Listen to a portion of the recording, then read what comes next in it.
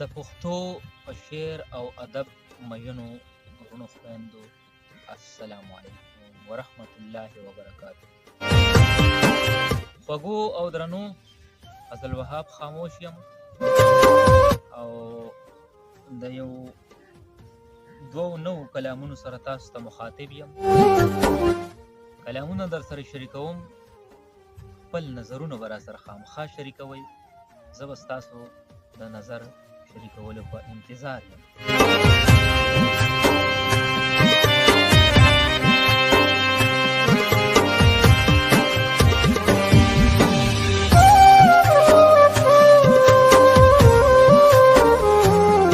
دا لومبی کلام دی چې خانه خراب له ژونده مه جوړوه، خانه خراب له ژونده مه جوړوه، هسې غذاب له ژونده مه جوړوه، خانه خراب له ژونده مه جوړوه، هسې غذاب له ژونده مه جوړوه. غزل غزل که پکې سپینې سپینې، غزل غزل که پکې سپینې سپینې، خالي رباب له ژونده مه جوړوه. د مینې نظم یې کړه وایړوه، د مینې نظم یې که وایړوه، د کرکې باب له ژونده مه جوړوه. او چې وړي د ځان سره د نورو هیلې، چې وړي د ځان سره د نورو هیلې، هغه سیلاب له ژونده مه جوړوه. او آب حیاتې که ژوندي پې ژغوره، آب حیاتې که ژوندي پې ژغوره، فاسد شراب له ژونده مه جوړوه.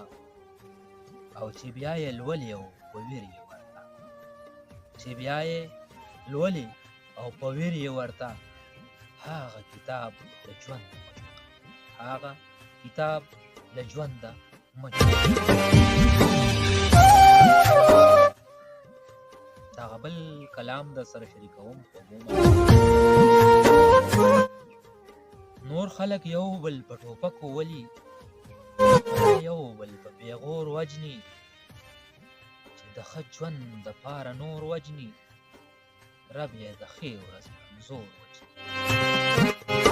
او څوک په اوبو کې ځان وجنې کوي، څوک په اوبو کې ځان وجنې کوي، څوک پې له خپله ژوند د اور وجني. او زه ستا د جنګ له شوره نه یریږم، زه ستا د جنګ له شوره نه یریږم، ما د دې سوو بچو شور وجني. او چې خپلې سترګې سپینې نشي لیدی، چې خپلې سترګې سپینې نشي لیدی، سله د بل د سترګو تور وجني. او نه مې ژوند ژغوري او نه مین دي په ما، نه مې ژوند ژغوري او نه مین دي په ما، پاس په سینه چې مې منګور وجني، پاس په سینه چې مې منګور وجني.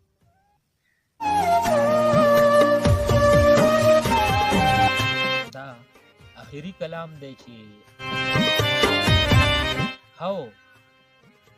هو سا اخلم لازغلمه په لار د ژوندانه، هو سا اخلم لازغلمه په لار د ژوندانه، او سترګو کې مې شته دی لا خمار د ژوندانه، او سترګو کې مې شته دی لا خمار د ژوندانه.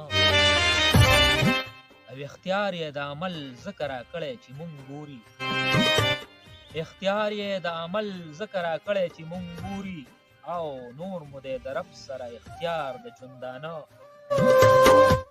او دا بوټي ابس مه تروړه، دا سا اخلي سا ویشي، دا بوټي ابس مه تروړه، دا سا اخلي سا ویشي، ظالمه درپسې به شي هزار د ژوندانه. او انسان څه درنده شو خپله مځکه یې مقتل کړه، انسان څه درنده شو خپله ځمکه یې مقتل کړو، او ځي ګوري په ستورو کې آثار د ژوندانه.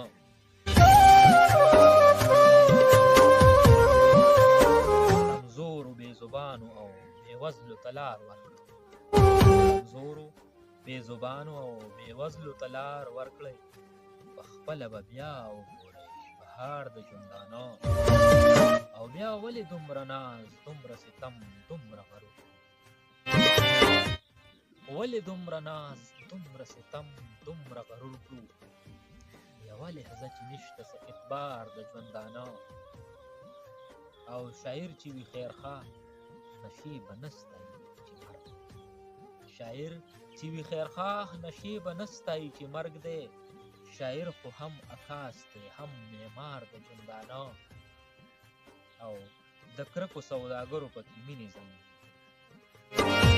کرکو سوداګرو پکې مینې زندې کړي دا ځکه خو سوړ شوی دی بازار د ژوندانه دا ځکه خو سوړ شوی دی بازار د ژوندانه او خالق پکې رضا کا او د مخلوق خدمت یې وکړه